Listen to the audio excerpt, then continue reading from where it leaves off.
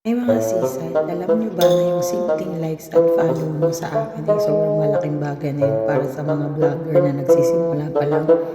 Sobrang alam niyo yung 'pag nakikita mo yung page mo na nadadagdagan ng follow, sobrang nai-excite ka tapos tuwang-tuwa ka, gano'n pala yung feeling na yun kapag nagsisimula ka ng mag-vlog. Hindi kagaya nung normal na ano lang na 'pag may mga friend ka sa FB na may mag-friend request sa'yo parang wala. 'Pag pala nagsisimula kang mag-vlog, dun mo mararamdaman na kapag may nag-like sa'yo,